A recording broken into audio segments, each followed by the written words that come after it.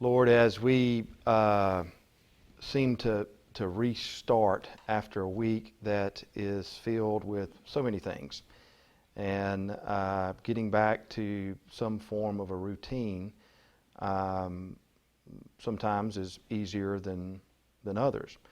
At the same time, as we now leave one aspect that we call Thanksgiving, and we hope that it's more than just a few days, that it becomes an aspect of our life, part of our character and our nature.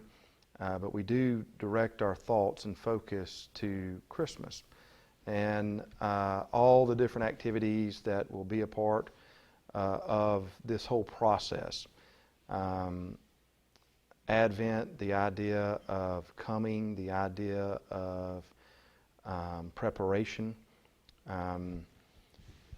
Work in us every day so that what we do is, as we approach this, it's more than just a day on the calendar or meetings and gatherings and lunches and dinners, but it's that it would become a deep spiritual awareness of the magnitude of Jesus Christ and the idea of receiving again as if it was the first time, with a sense of awe and a sense of wonder of just how deeply you love creation and your willingness to take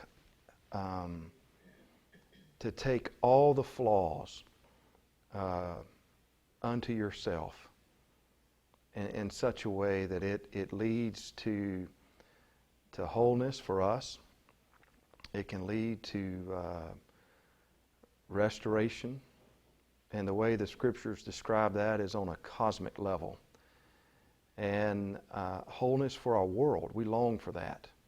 The world that is what we call our world, who we are, our families, our friends, the circles that we travel in.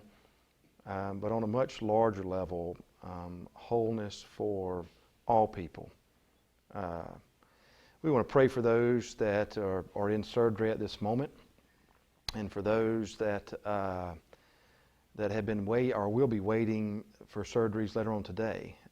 For those that are in recovery, for those that between now and the end of the year, it will be filled with countless treatments and of rehab, of chemo, of radiation.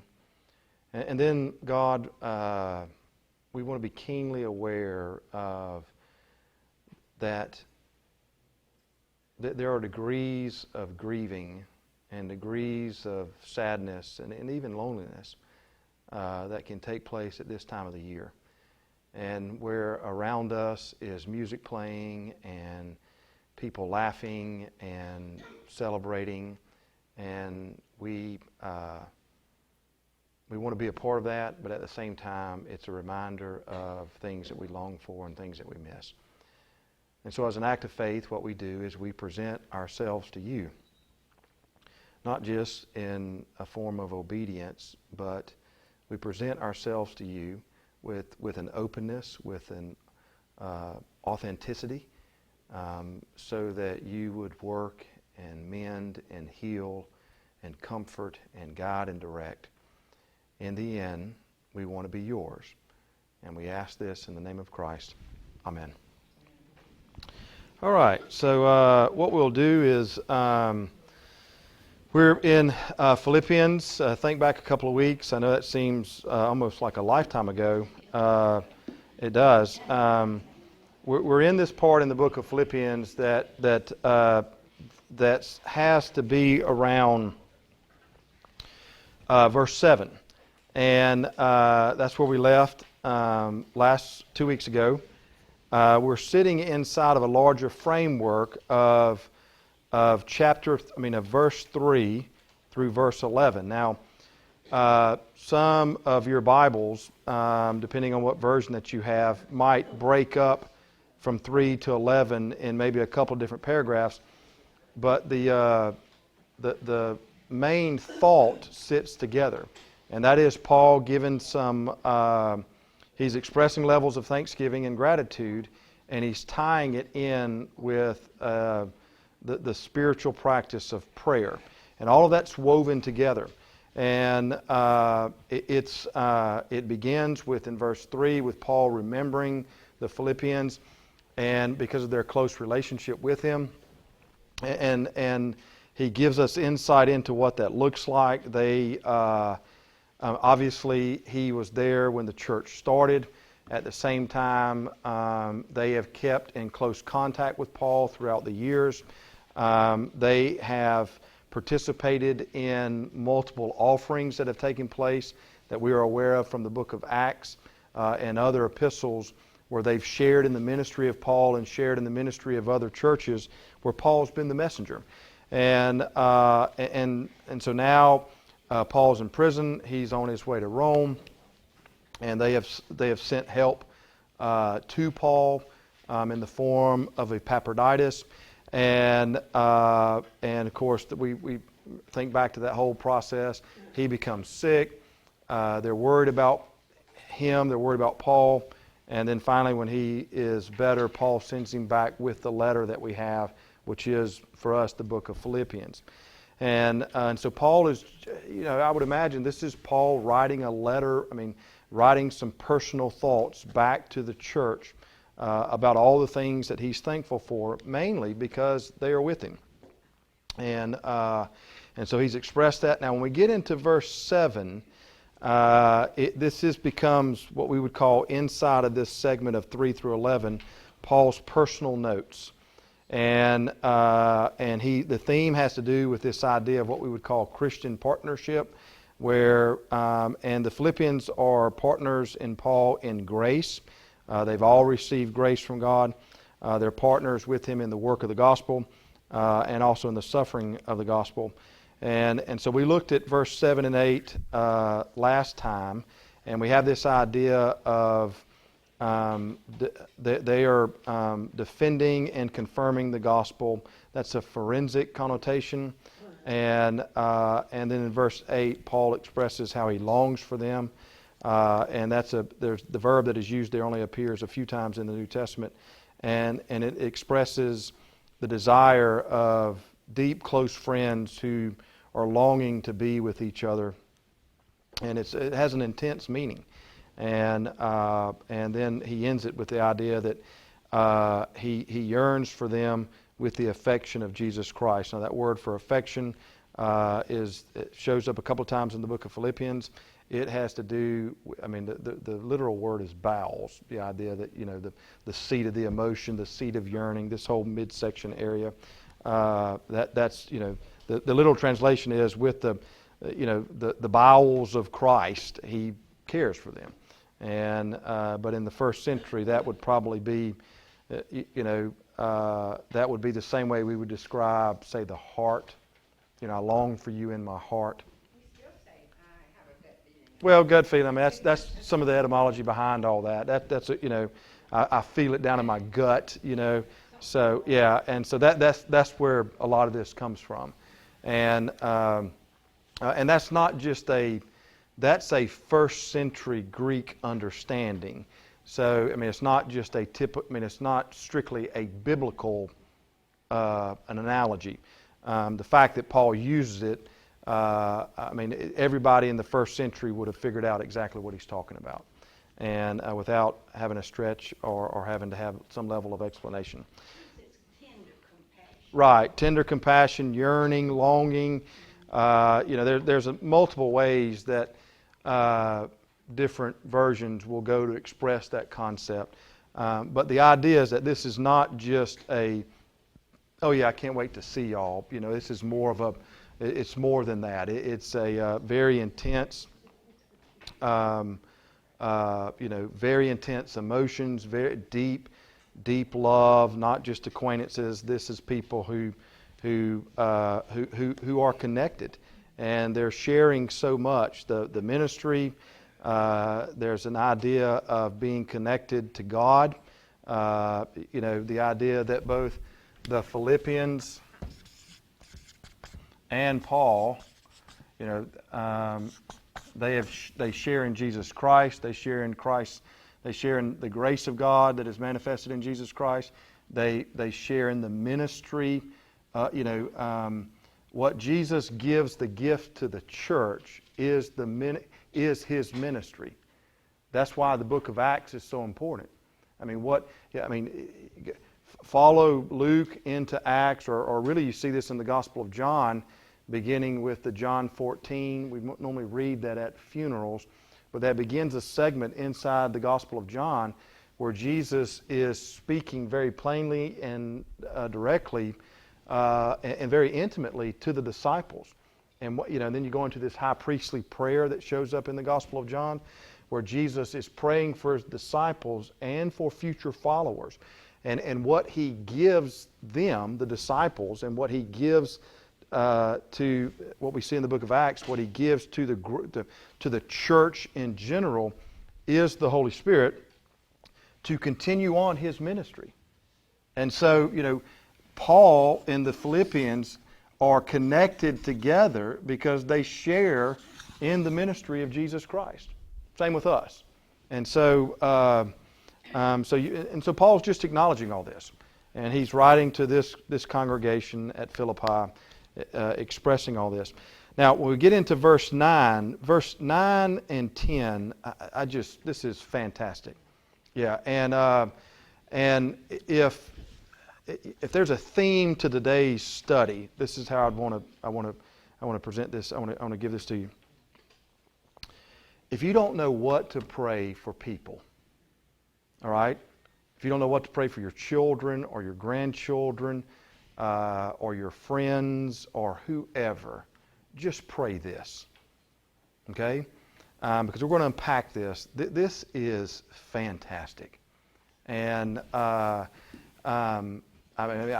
pray this for my kids since they've been a little since they were born. And this I want to really tell you why. So this is some of my favorite verses in all of the Bible, but definitely some of my favorite verses inside of the book of Philippians. And because it's more than just a sentimental thought. Paul's expressing of the fact that they're joined together, and he's grateful, and he loves them, and he cares for them. He's moving now from the emotional expression that showed up in verses 7 and 8 to actually now into intercession. So you have to see the connection to the passage just before it. Verses 9 and 10, he's talking about what he's actually praying for the congregation, but it is fueled from his love and care. All right? So if we were to draw, a big bowl around this, we would put that after, to use feeling and doing, if you'll grant me those terms, because he feels this way about, that's a postmodern term, that's a modern term for us, because he feels this way about the church at Philippi, this is where it moves into actions. And for him, it's based around prayer. And so let's look at this today, and let's just see how far we get and to what comes out of this. So let's I'm going to go back and read from verse 3 just so that you can kind of get the general evolving of movement that takes place inside of this passage. I thank my God in all my remembrance of you, always in every prayer of mine, for you are making my prayer with joy, because of your partnership in the gospel from the first day until now. And I am sure of this, that he who began a good work in you will bring it to completion at the day of Jesus Christ. It is right for me to feel this way about you all, because I hold you in my heart, for you are all partakers with me in grace, both in my imprisonment and in the defense and confirmation of the gospel. For God is my witness, how I yearn for you all with the affections of Christ Jesus. And it is my prayer that your love may abound more and more with knowledge and all discernment, so that you may approve what is excellent, and so be pure and blameless for the day of Christ, filled with the fruits of righteousness that comes through Jesus Christ, to the glory and praise of God. All right, so hopefully you see how in this in these personal, really revealing statements from Paul, how the progression is moving from that he loves them, he cares for them deeply, he has good evidence to do that because they are partners with him, they share with him, they've been with him for a long time, and so now it's moving into that he's taking those feelings, those thoughts, and he's beginning to express them in the form of prayer. And we're going to find out what he's praying. And it is my prayer that your love may abound. Now remember, I mentioned, I know I've mentioned it last week because I watched the video, but I know I mentioned it often. Always pay attention to prepositions that show up in prepositions are so important to the Bible. And one, because it's hard to interpret them. They might have 3 or 4 different meanings. Sometimes it might mean above. Sometimes it might be in. Sometimes it might be with. And so trying to figure out which one, that it is, it takes a level of knowledge of obviously the Greek language, but also the context that's around. But some prepositions are pretty clear. And they give, often those prepositions are help springboard us into a better understanding of the text because it defines at least some level of purpose or some level of what the goal might be. So the love of Paul, it's more than sentimental. It was a love that there's a sense of where he wants to grow in knowledge and perception. Verse 9, he talks about, I pray. Some of your versions might even say, I am praying at this moment. A passive voice. Does anybody have that in their Bibles? The word there, or it could say, I pray for you regularly, and this is what I pray for. And he's praying for their love to abound more and more. Why would someone start there?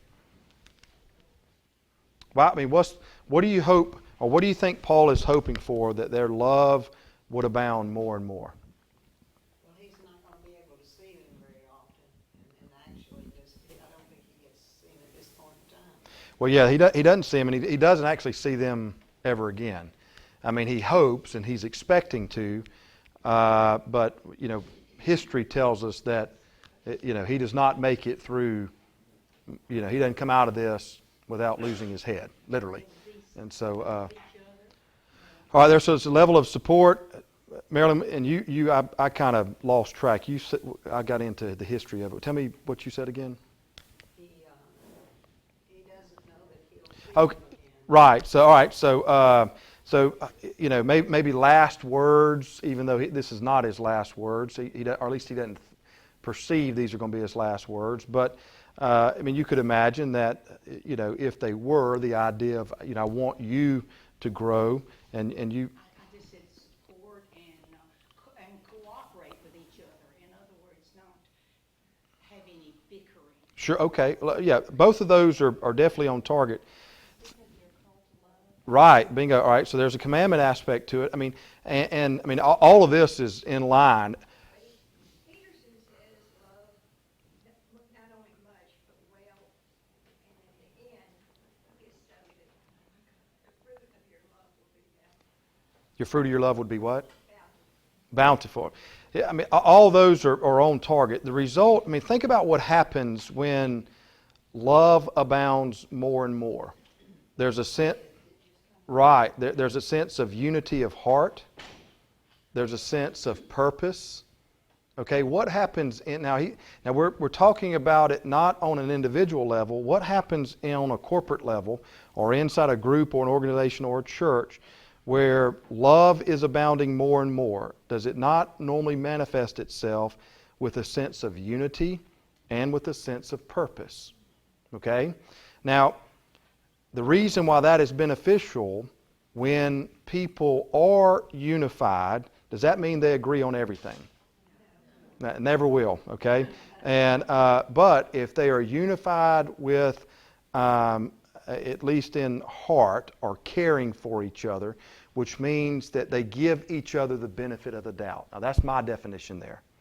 That's, if you want to tell how well an organization, high trust, if we want to use trust language, whenever an organization or a church or a group or a family or whoever, more than a few people, if they have high trust, they give each other the benefit of the doubt, which means that if you're constantly having to say, well, that's not what I meant.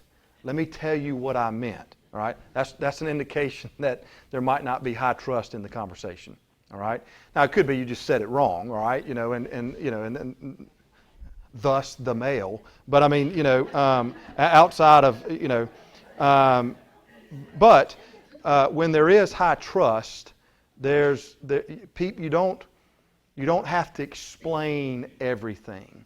You're giving each other the benefit of the doubt, and because there's a oneness in the fact that you care for each other, and your caring for each other is more important than actually making sure that all the terms are defined.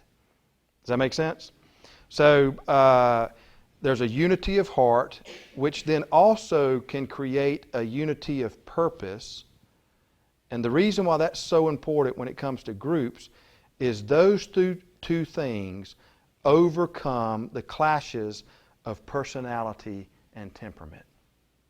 I think this would be a good prayer that you would pray for yourself. That Sure. my love would abound, For what reason? so that I would love more. Okay. My grandmother used to tell me that if I said I hated something, Right.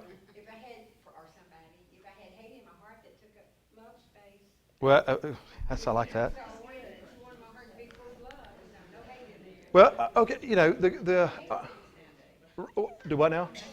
Sometimes we hate things. Sure. Or strongly dislike. That's what I was. That's the words I was taught. But now think what happens when.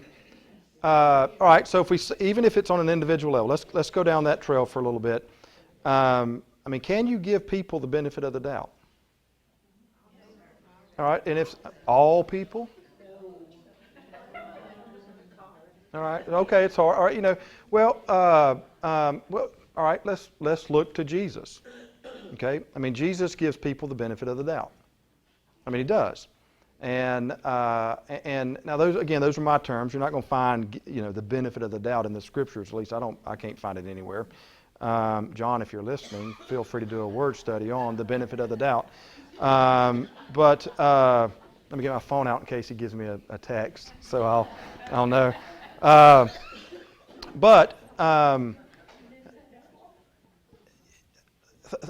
Think about it, because we're talking also, we can get into things that have to deal with forgiveness and things of that nature.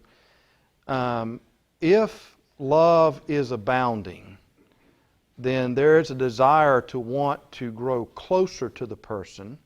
Now, if we unpack this, that means that the person has, in reconciliation, the person has to do some things as well. So, but at least from our end, what we can control, we're willing to move forward. And the reason why is because we want to have a genuine care towards people. That's what Paul is praying. So, I think maybe on an individual level, this is not a bad prayer to pray. On a corporate level or in a group setting, it does create higher trust. And when there's higher trust, it doesn't require very detailed explanations. You're just going to go and do it. And it can make the purpose of a group stronger and where people are more together on it. And when that is the case, it does make up for personality issues. And we all got them, okay? So there's not anybody in here that says, well, I'm not the problem. Everybody else is the problem. That is a problem. But we all have personalities that have areas of strength, and there's also personalities that are part of our own personalities that have, there's some rough edges to it. Now, think about what happens either inside of a family or inside of a group or friends or whatever, just circles that are not just my acquaintances, but something more than that. Normally, what we love about them is not just those round, smooth areas, but we also like the edges. Correct? And so there really is something to this idea of love abounding more and more, because it just covers up everything. The smooth edges and the rough places. And there's a level of joy that that can be part of all that. And I'm a part of I've shared with this before, something we call S3. I know your son's a part of that, and Marty's son, one of her sons, is my best friend. And there's a group of 7 of us. And it ranges theologically from the far left to the far right. And there are ages that are, the oldest one in the group I think is 68, and I'm the youngest. And but we've been very, very close for the last 10 years. And this whole project started where the only common element we had was that we loved to play golf. That was it. And the Lilly Foundation sat down with a bunch of different groups, seminaries, and said, how do you sustain pastoral excellence? Because that's what we want. And what they said, the group in Columbia, it's a Presbyterian school, said, we think the best way to do that is to put people who have at least one common element, and for us it was golf, together, and to put them in a place of study together, to put them in a place of Sabbath together, and to put them in a place of service together. And so for the last 10 years, that's what we've been doing. Now, and there was some, we went and did all this, Myers-Briggs and all these psychological studies and temperaments and whatnot, and that was part of the process, and that was helpful. And we discovered that there are, in our group, we have what we call 2 field marshals, and they're the ones that, when we're planning something, they want to be driving the car, and they want to be the one that calls for the reservations and sets it up. And then there's a couple of me, what's that?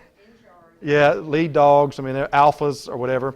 And there's a derivative alpha. My Myers-Briggs is one letter off than these other 2, and so I like to be in charge, but I like to be in charge on a soft way.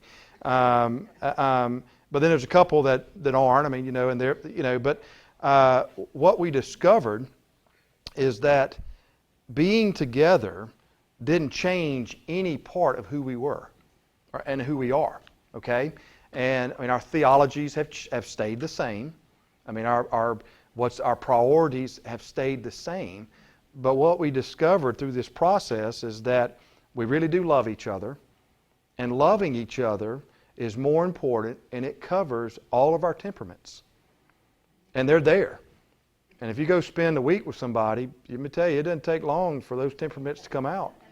And particularly around those of us that, pastors are used to being in charge, and we're all pastors, and pastors are used to, here, let me tell you what this really, we're used to that. And so, you get 7 of us in a room, or in a cabin, it can get kind of juicy. And, it's interesting. But this verse is true. When love grows more and more, it covers the clashes that can take place with temperaments and rough edges. Shane, very true. On a very small scale, I think the fact that Gloria and I can live together. Sure. We are very different. Mm-hmm. We have different likes and dislikes, but we're not mean to each other. Right. Because Mother taught us to love each other. Sure. And I respect her wishes and she respects mine, but we certainly don't agree on it. Right. Well, what we're not talking unity, the reason why I asked you early on when I said unity of heart and purpose, does that mean that the people in the group always agree? That was not a haphazard statement, just let me fill up a minute. The idea is, because I want you to understand that they're really inside of a Sunday school, a family, a group, friends or whatever, I hope you don't have the expectation that agreement means love, or agreement means that we're all together. And inside of families, it's difficult because there's a lot of boundaries that are at stake. And there's unequal boundaries, okay? Parent-child, spouse to in-law, things of that nature. If you agree on everything, just pop the firecrackers, okay? I mean, because that doesn't happen often. And be very thankful. Normally, inside of a family, when that happens, somebody's not telling the truth. I mean, it just is. So receive, celebrate, enjoy even some of the rough edges. And that really can happen if what you're after, notice what he doesn't say. My prayer for you is that first you would be united in heart and purpose. That doesn't come up here. His first prayer is that your love may abound. Because if that is growing, if that is deepening, then the unity and purpose will take care of itself. But you can't get unity and purpose first without love or care or compassion or whatever term you want to put to that.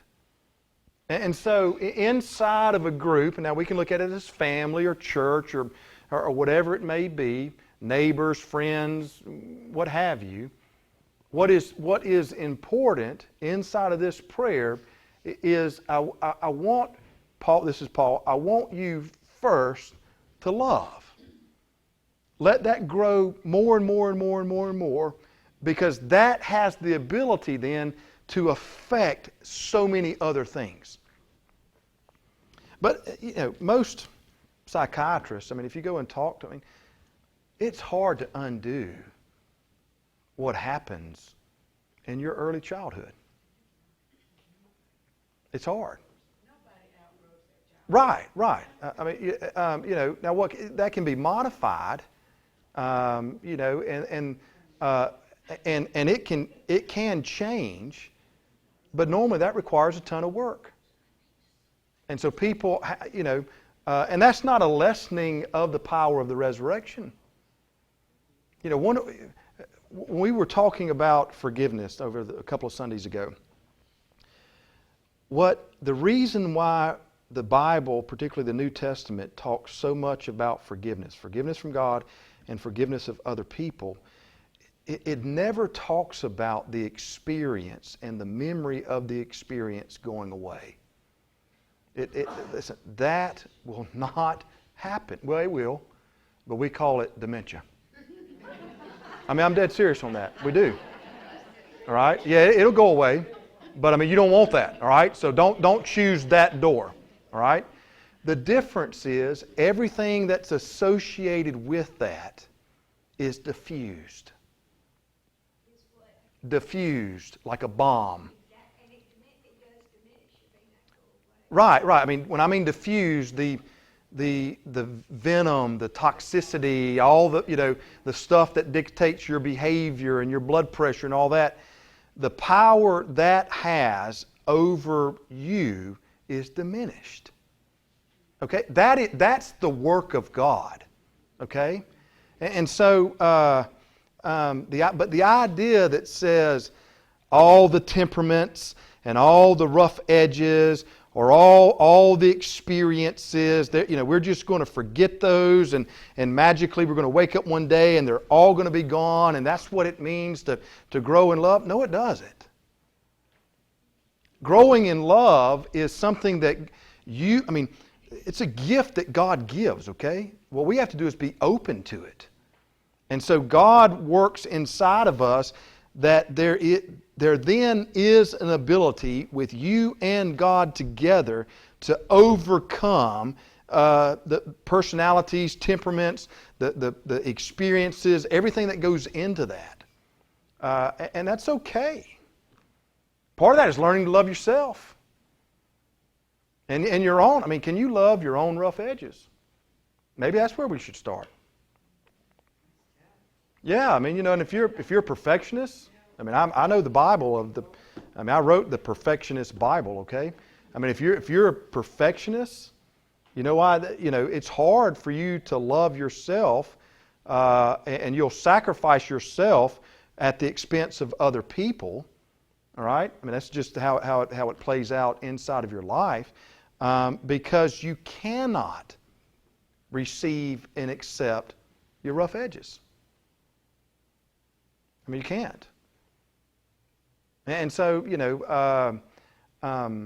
Peter, Paul, they got rough edges that when you actually look at the New Testament and you pay attention to what they say, Peter's a hothead. He's irrational. He's quick-tempered. He's extremely extroverted, which means that it's not until he gets his hand caught in a cookie jar that he's willing to reflect. Okay? All right? Andrew's introverted. He thinks before he acts. But he's also not going to say much. All right, so this idea that, these are people in the Bible and they're in the Bible. They're special people. They're up here and we're just way down here. No, they're not. I mean, they got all kinds of rough edges. They're there. And actually the beauty of the Old Testament, now I know people have said before, I really don't like the Old Testament. It talks about, read the Old Testament. Read the book of Genesis. Read the historicals, the Kings, the Chronicles, the Samuels. You want to see rough edges? They're everywhere. And yet what? Not in spite of, but with. God uses them. And it's not like God moving upon, and let me move this dirty old guy here. He's not worth anything. But, God works with them, and there's love abounds, and unity abounds, and grace abounds, and so it's real. It can be real for the person on the inside. It definitely can be real inside of a group. But what is the prerequisite is this. So, let's go back to the theme of this whole lesson. You're praying for either your children, your grandchildren, other people. You're praying for yourself. Start first here. God, this is my prayer. I want first and foremost that love may abound more and more. Because, now he's going to unpack what love may abound more and more, and he's got a little bit of a qualifier here. In RSV. No, this is the E. I got to do Bible, so I think it's the ESV.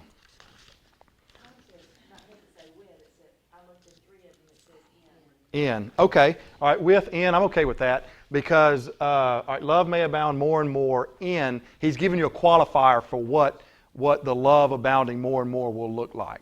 Now, and so with or in, I think that's either one of those are appropriate because these words are important. And let's look at them real quick. Or at least we'll get to one before our break. The first one is he wants the love. We want the love to grow in knowledge. Now the word there for knowledge is formed from two words, epignosis. Gnosis, obviously we know, is the Greek word for knowledge, but it's used in the New Testament in relationship to it's not just knowledge for knowledge's sake, it's knowledge with in relation to moral and religious understanding. And so it has a moral component. And if he just said, I want you to grow in knowledge, then he would use a different word. Just straight knowledge like math and English or Greek and science. But this is a knowledge that's got a filter. It's a knowledge that is tied to moral and religious understanding. To know, does anybody have anything that talks about to know the things of God? Anybody paraphrases? All kinds of insight. Okay. Does anybody have, what about some of the, Gene, I think you have a paraphrase, right? The Message, Eugene Peterson? What does yours say? Well, it says, learn to love appropriately, learn to use your head and test your feelings so that your love is sincere and to hand it use your head, test your feet. Feelings, okay, all right, sorry. Test your feelings, okay. Well, it's got head and heart type connotations there. If I was, given some paraphrase, it's the idea of I want your love to grow more and more with the things so that you understand the things of God. All right? Right. And Paul's referring specifically to a decisive knowledge of God, which is implied in becoming a Christian, in conversion. The idea is, it's a technical word that it's not just knowledge for knowledge's sake. It's not just general knowledge. It's knowledge that is slanted towards understanding the ways of God. And it has a moral component. And think about what happens when, if it's just knowledge itself. What's one of the greatest temptations that manifests itself with people who know it all? They what? They won't let you know what? How smart they are. They won't or they will? They will. Yeah, okay, yeah, they will, yeah.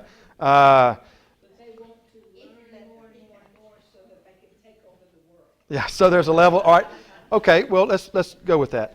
The idea of knowledge for the sake of control, for the sake of autonomy, all right.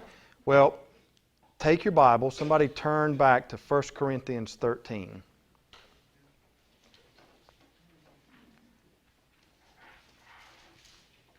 And I think that middle section starts with verse 4.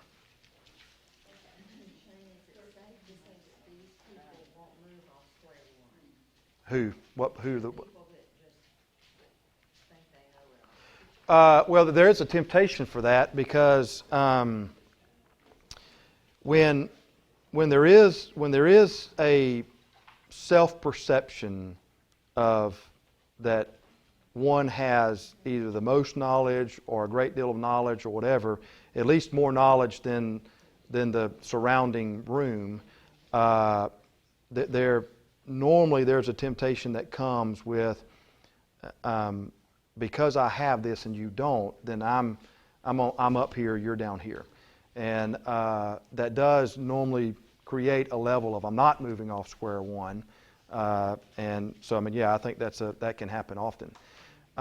Because knowledge often, just for the sake of knowledge, normally leads to arrogance.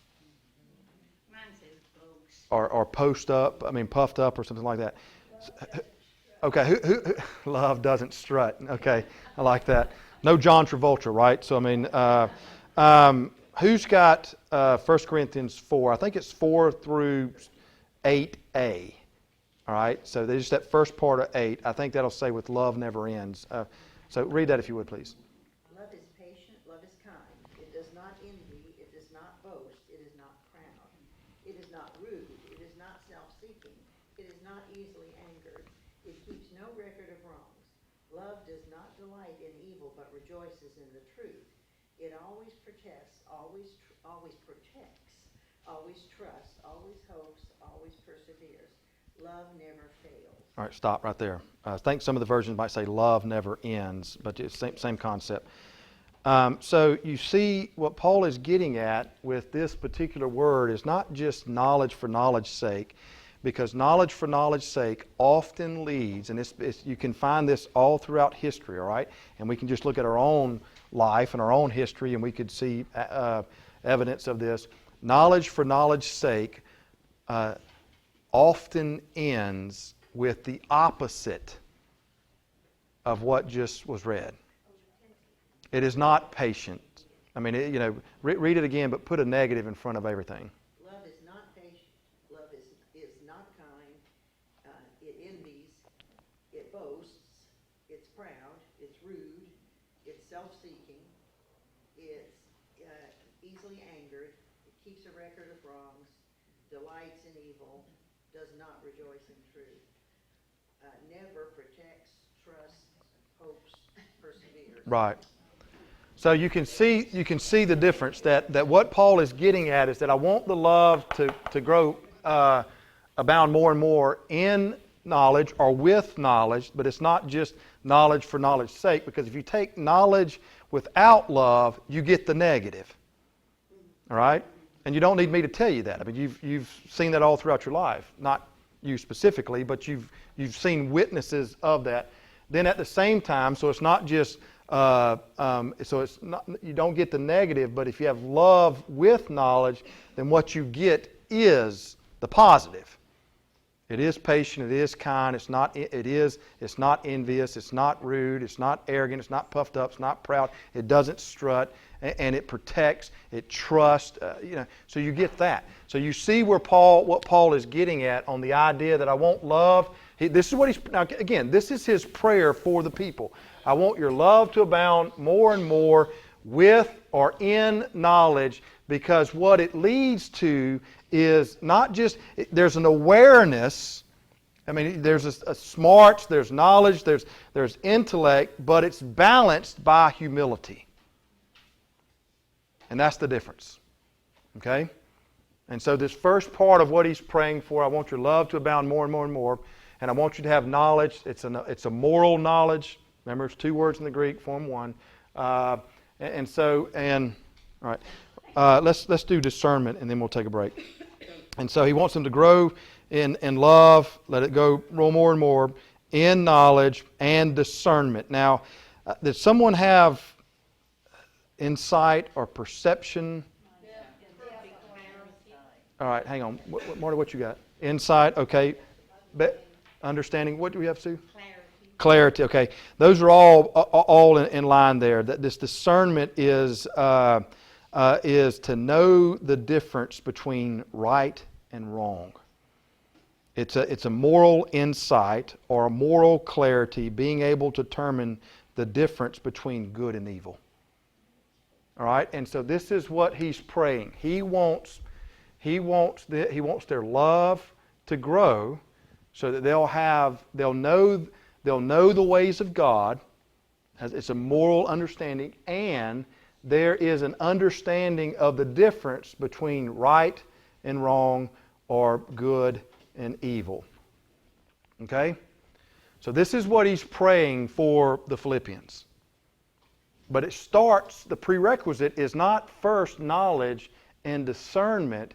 It is love that grows and growing in this understanding. So it's both knowledge and insight that's balanced by humility. And think about that. Oh, yeah. So what she said was it's hard. Oh. All right, hang on. Give me a second to rewind back. I don't work off a script, so. Okay, he wants the love to grow, but it's not just knowledge as an awareness, and it's not just insight. It's not just book smart and street knowledge, to use different terms. It is both of these with an awareness of God, an awareness of right and wrong, and both of those are balanced, are filtered with humility. And therein lies the issue. Without love, which I'm using the word humility, without that being the balancing agent, what you get is something that might lead to the negative of 1 Corinthians 13. When you read that negative, when she read that negatively out loud, it really sounds bad, doesn't it? Oh, right. Right. Well, and there's now keep in mind, if we were to go and look at 1 Corinthians 13, the first part of that has to do with Paul saying that you could have all the gifts in the world, but if it is arrogant, or if it does have the negative, it's not worth 2 cents. All right? And so, the real meat of 1 Corinthians 13 is that middle section, okay? Because he's defining the most excellent way. And the reason we know that is you go at the end of chapter 12, the last verse. Chapter 12, Paul is talking about gifts given by the Spirit, given by God, given to all people of faith, and how they're to be used, what they're to be used for. And because the Corinthian church was fighting about whose gifts were more important than the other, Paul ends that argument with, but let me show you the most excellent way, which leads us into 1 Corinthians chapter 13. And so he starts the beginning of 1 Corinthians chapter 13 with some summary statements that, if I have tongues, and if I have faith, and if I have, this and that, even if I give my body up to be martyred, if I do all of that, but I'm not loving, I really haven't gained anything. Then in that middle section, what they read is the idea of what it actually means. What does love mean? Well, it's not these things. And so what Paul is praying, again, he loves the Philippians, and he's moved by his love into a place of prayer. He prays for the people that their love would abound more and more, and that it would be filtered and balanced with a moral understanding and of the things of God, and knowing the difference between right and wrong. Now remember, we started this whole theme, this lesson today, with the idea that if we don't know what to pray for other people, we can at least start here. How powerful would a life be with the idea that if what was created inside the person was someone who was smart and aware, but at the same time caring? What type of character do you think they would have? Right, absolutely. Okay, so we haven't got to, we have a little break here in 10 because so that is a purpose, all right? So we're going to see what the effects of that will be after the break. So let's take maybe about a 10-minute break.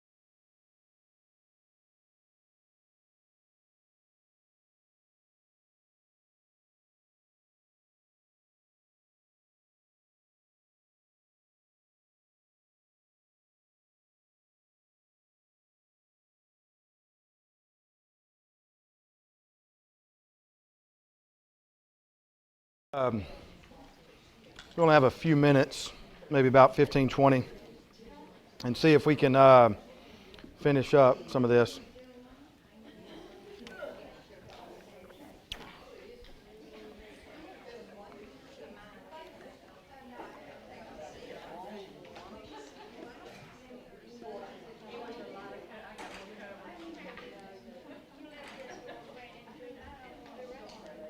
You talking about the air being on? Yeah, I'm glad. I hope that's not too bad. I was getting hot.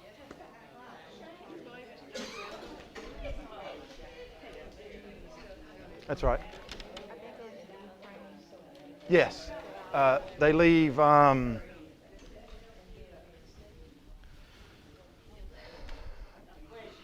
question was, are we sending a group to the Ukraine again this year? And the answer to that is yes.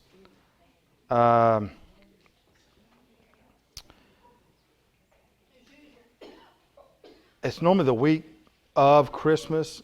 Last year they flew out on Christmas because the rates were better. So I don't know if I'm sure they might have already set the date, but and they might have told me. I just didn't write it down. For some reason, the 21st comes to mind, but that seems early, and so maybe it might be a little bit closer to Christmas. One more time. I'm sorry. Yeah, probably so. I mean, Kathy might even have it too. Yeah, it's probably on the calendar, and I just didn't put it on mine. All right.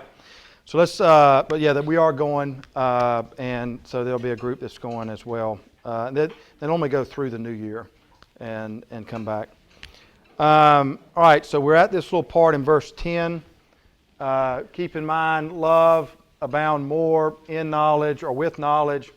In discernment or with discernment.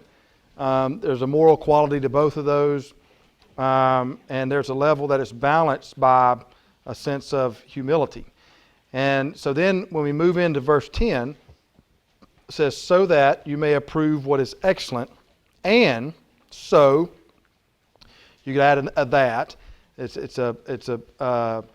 So that you may approve what is excellent, and so that you may be pure and blameless for the day of Christ. So everything that Paul is praying for up until here, this idea of love abounding more and more, with or in knowledge, and with or in discernment, this is how it's going to play out, okay?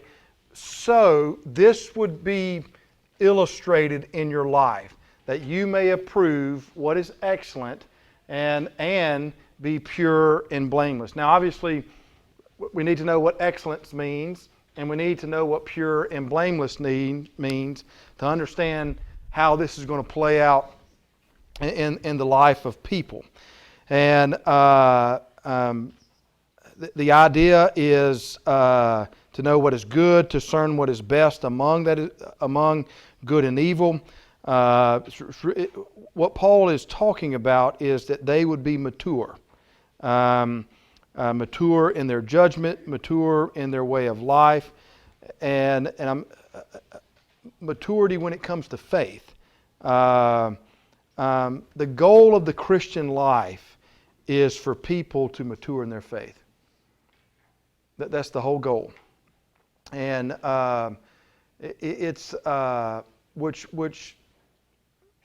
means that there is a constant movement. The idea that says, well, we believe and then we're stagnant and that's it. That's it's hard to justify inside the life of the Scriptures. All right. Think back to whenever we talk about when we talked about justification and sanctification happening at the same time. The moment someone believes, this growth process is the sanctification process. The justification is instantaneous and fixed. It happens. Once it happens, it happens. It can't happen again. The sanctification is the growing process that takes place inside the life of a person. And You got the whole sanctification start with you get bored with being a Christian pretty soon you stop that. That you never know it all. That you have to keep searching for it. well, maybe that's an interesting question. What do you mean by saying bored?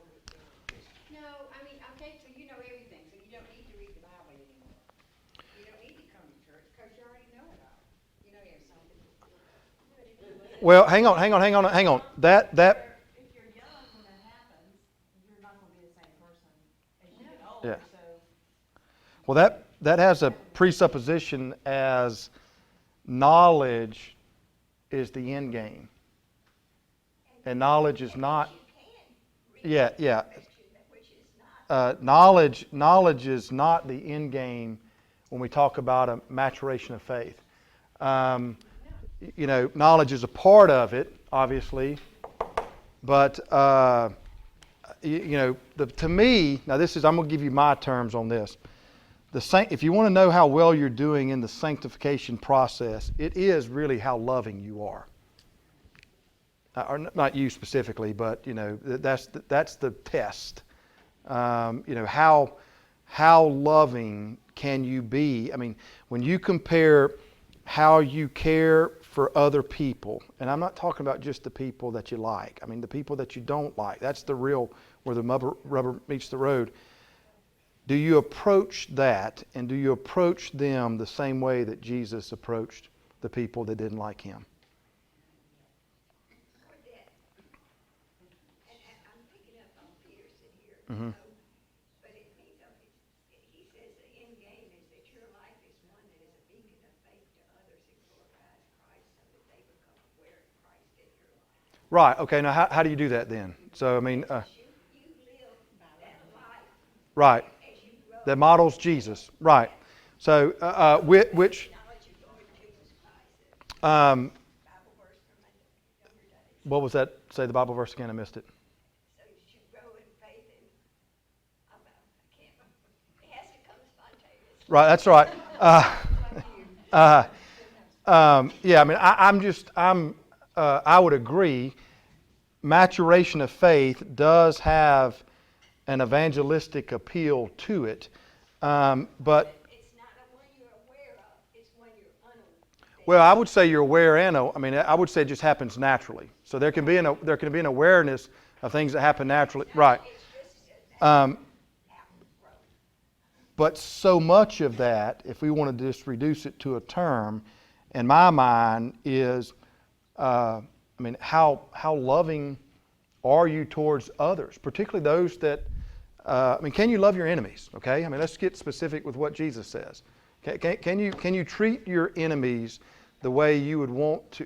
Can you want for your enemies what you would want for, the people closest to you, or whatever? I mean, you fill in the blank. Can you turn the other cheek? I mean, can you embrace the Beatitudes? Okay? Well, that could be what we call deflecting, yeah, I'm not saying that's it, Kat. I'm just saying, but so now we're not talking about yet what that would look like in, how do you put that in practical means? Let's just stay on the conceptual level. All right? Can you approach people the way that Jesus would approach them? He said, shut them off your feet, Because of why? because they just don't pay attention to it. Right, but that is not don't make the assumption that I'm moving on when it comes to ministry as not loving or caring. Okay, for instance, again, you can't control other people. You definitely can't control other people's responses. So we're not talking about, the verse that was mentioned about shake the people off, shake off the dust from your feet, is after you've went and a group has ministered to an area, and if the area has refused, it's really a public gesture of, I don't know what else to do. Okay, and so I'm going to move on. The idea, though, what is not written into those verses is the intent that you have towards the people. It's implied. Okay, and so if we're going to look at the whole of the scripture lesson for that particular verse, you need to see it inside of what are you doing in the first place, where you're going, presenting the gospel, living a life of Christ in front of other people. That might or might not be effective inside of someone else's life. That's not your concern. It's not. That's God's concern. Because it's God's doing anyway. Right. And so, the idea of shaking the dust off is, if I go to Ann and, for whatever reasons, there is a rift in the relationship, and I've done what I authentically and loving, I've done what I can to try to bring healing into the relationship. If it's not there, that's fine, okay? I mean, it's not, her response to it is not an indication of what's going on the inside of me and how that influences my thought or my actions. What influences my thought and my actions is based upon God. So, does that make sense? And so, the idea, there are people who, they did, but they really did want to injure Jesus. Okay? They did, all right? And so what dictated his actions weren't whether or not people liked him. What dictated his actions was the call upon his life by directive of God. Okay? And that's different. So you have to see what you can control is your own sense of self. All right? You cannot control what other people do with that. Now, to some degree, other people's actions do affect you, okay? So it's not like you're, hang on, I'm going to get you. It's not like you're living in a vacuum where you just kind of do what you want and you're oblivious to all what goes on. But if I go to Ann and Ann spits in my face, okay, I can choose to spit back, all right? Or I could choose not to do that. All right? And so, and if she says, every time you get in front of me, I'm going to spit in your face, then, the response would be, well, I'm sorry. I know we're fictitious, okay? So, you just happen to be sitting on the left, and so, but you dictate your life around God's influence and of growing in faith in God, not a growing in faith of yourself or a growing in faith in Ann. Well, Ann, if you ever choose not to spit in my face, I would welcome that.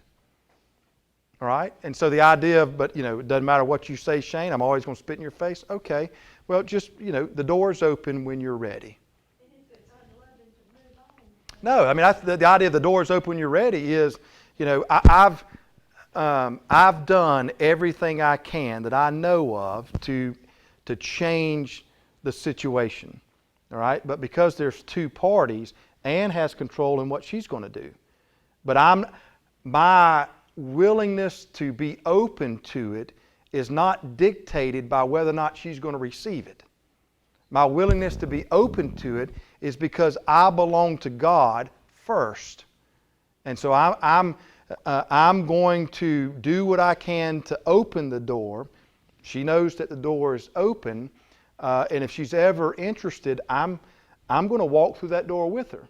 But I've done everything I can to lead up to the fact of Ann walking through the door with me. If she chooses not to do that, after a while, there's nothing else that can be done. So to use the verse that you quoted, if you go to the town and you do all things that you know of under the influence of God to bring the gospel to that area, and just the people will not receive it, well, at some point, you have to move. Right. Does that make sense? So there's not, I don't know what the line is that says, okay, if it's here, you've done it all and you don't need to do anything else. That's there's so many factors in this example that we'd have to look at it, as a case. Relationship that's broken? Or are you talking about running around and trying to gather in sheep and you have a reluctant one, so you... All right, well, I got to ask some questions so I know exactly what you mean. So broken relationship as in marriage, broken relationship with friends, okay. And then the gathering of sheep, is that the connotations for wanting people to become a Christian? Is it? I don't Okay. All right. Maturity of faith, does that mean that I'm evangelizing Uh, people? yes and no. Okay. Within my circle? All right. Don't worry about circles just yet. When I say a maturation of faith, what I mean is that, well, let me ask you this. How would you define just maturity in general? Well, I think before today, knowledge has a lot to do. Sure. I would agree too. I would agree too. Both in God and who they are and what they are and what they want and that sort of thing. I thought that was maturity. Right. Now I'm not sure. No, maturity is obviously is when Paul uses the word grow in Christ. I mean, he uses that phrase, and it's the idea of becoming an adult, putting away childish things, things of that nature. So when I say maturation of faith, what I mean is that there is a knowledge component, there is a discernment or an insightful component, but that you live your life with an awareness that God is working inside the world and inside of you. And there's enough and there's enough experience that's already been, that's in the book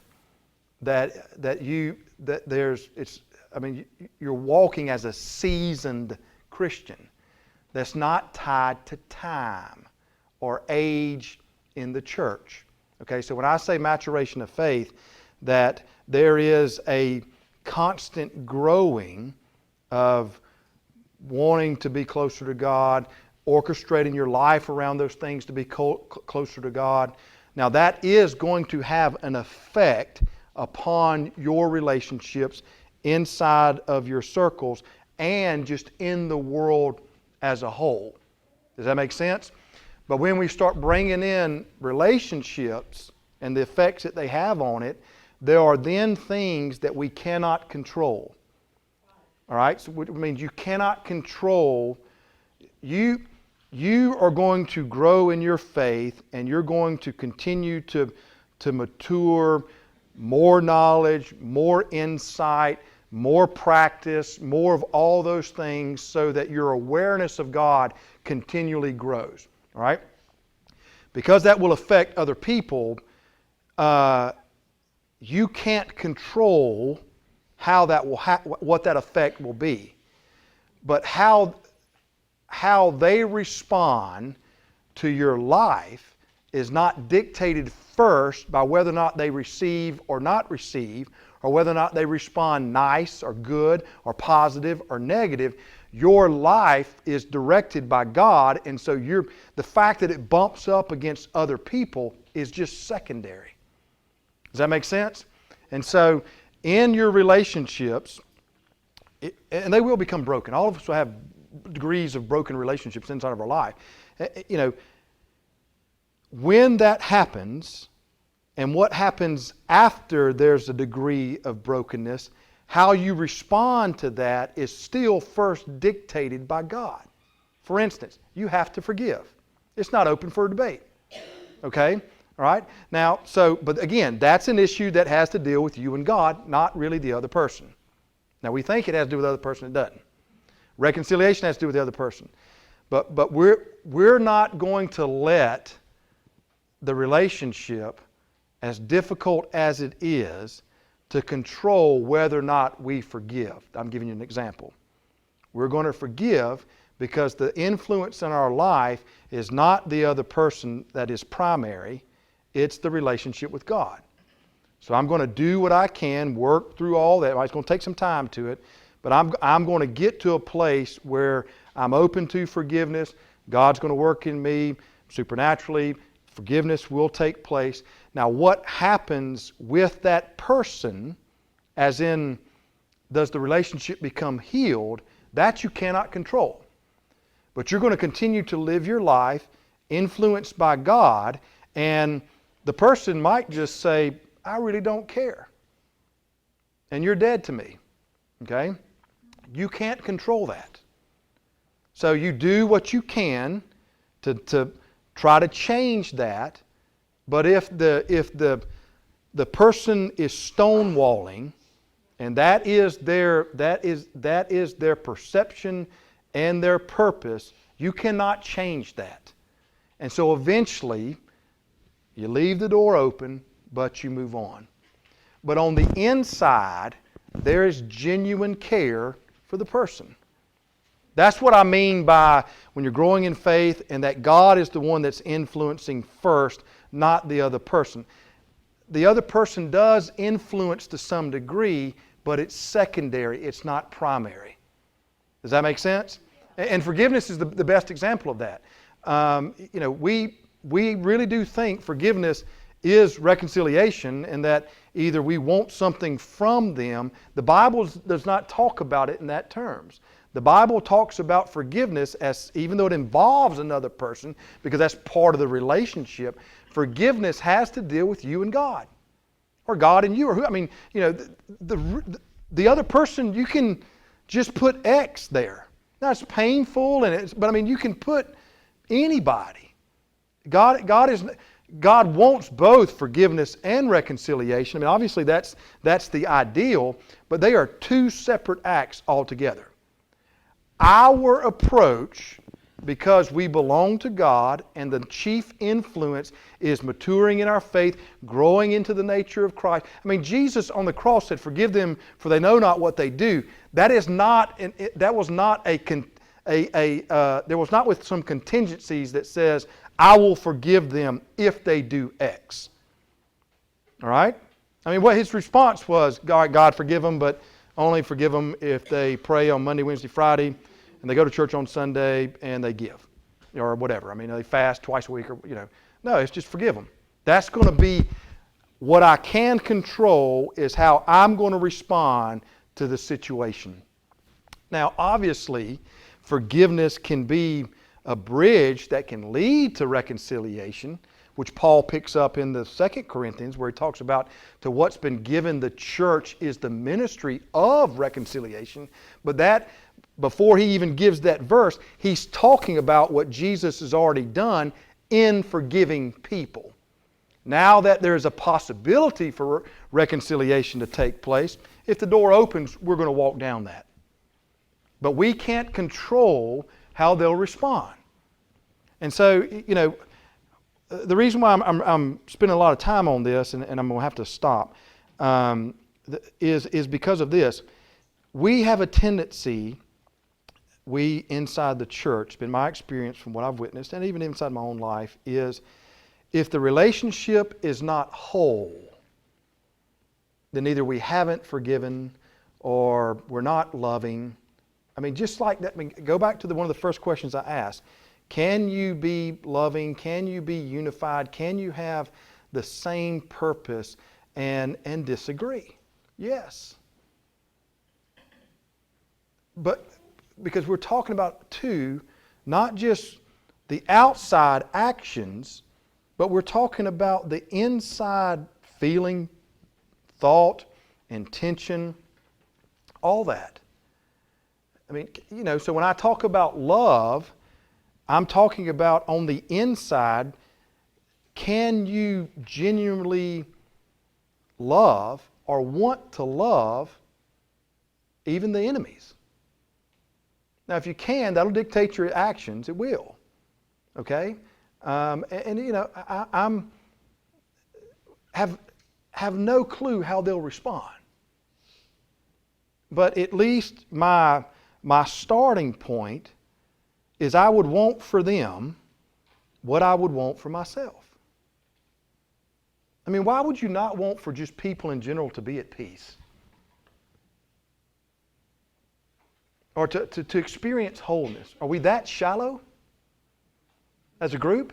We want immediate action, and that's not what happens. Immediate action for what? Say, what do you mean by immediate action? Receive us positively. You can plant a seed that maybe in 10 years it might be growing inside that person. Sure. Yeah, now, of course, now you're talking about how that shows up in the life of other person. I want to stay first with just our own sense of self. I mean, can we not just at least start with an idea that, obviously, what's clear in the Scriptures, God loves everybody. Every other person outside of you the same way He loves you. All right, so that's the starting point for God. Okay? So if God starts with that type of love for all persons, okay, why could we, wouldn't God want His children to at least begin on the same starting point? Now, there are all kinds of other issues that if we unpack these, I'm not saying it's easy, okay? But part of the maturation process is that I at least want to begin on the same starting place as Jesus, and I want to keep working on my own self, on the things that I can control, to at least I'm progressing along the same way. All right, now, what that means is you have to give up control on a lot of things. You have to give up control how other people, whether or not they will respond positively. You have to give up control on, it might not work out the way I, Shane, or you want it. So, there's surrender, humility, all those things. Those are degrees of giving up, not degrees of taking more control. Now, pay attention how you talk. All that stuff goes into all this, okay? But there is a difference between how someone else responds, even to God. So much less the God that's working inside of you.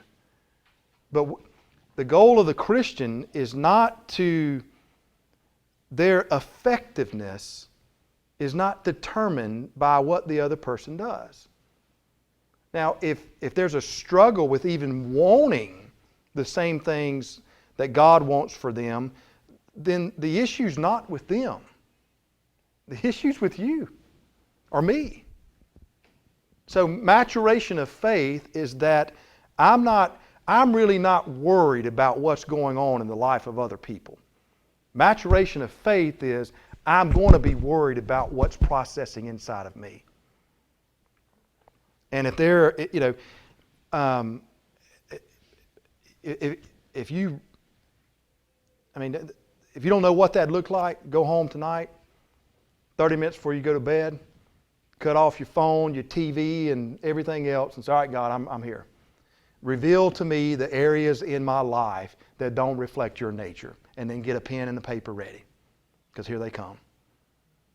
And if you want to take this to heart, for the next year, you take one at a time. Don't worry about all, you might make a long list, okay? Don't worry about all that stuff. Just take one. And say, all right, God, I'm jealous. Why am I jealous? Jealousy has nothing to do with everybody else. Who's it got to deal with? Me. Why do I like to compare? What is frail inside of me that when I look in the mirror, I don't feel complete or lovable? All right, work on that. When you cross off that one, it might be greed. All right, get ready. It might take you another year on that one. Okay, whatever. it could be, I don't know. It could be start with the 7 deadlies. Pride. Okay. Anger. Those might not be the issue for you. It might be something else. Could be your tongue. Why do I say the things that I say? Is it habit? Okay, well, how do I change the habit? Now, I'll tell you, there's a guy, when I was superintendent, we were attending a Sunday school class down at St. Luke, and I thought this was the greatest thing in the world. And we were talking about the tongue, we were doing a lesson on the tongue, and he said, well, I can stop all this. And I was like, all right, go ahead, I'm interested, preach on it. He said, well, I'll tell you what, every time you say whatever it is you want to change, you give me $100. And I thought, okay. And I was like, whoa. All right. You want to see how, or not me, put it in the bank, I don't care, give it to missions. But if you take it for, did you ever have a swear jar growing up? We did. All right, bar soap, yeah, that's exactly right. You only have to be washed out about 4 or 5 times before you realize you don't like it. For some of us are slower learners. But whatever it is, Run 5 miles. I don't know. I mean, put something down there, fast for, don't eat steak. That'd be hard. I'd stop tomorrow. I mean, but I mean, he's right. Whatever it is. I mean, but if you really want to take, if you want your nature and your heart to become in direct unison stepping with Jesus, I mean, ask God. This is not, it's not something that is under cloak and dagger and you're not going to know. I guarantee you, He'll tell you. Just be ready. And it works. I mean, I've done this before. And it's painful. And it's emotional. And it's so difficult to look on the inside part of your life and identify those dark areas.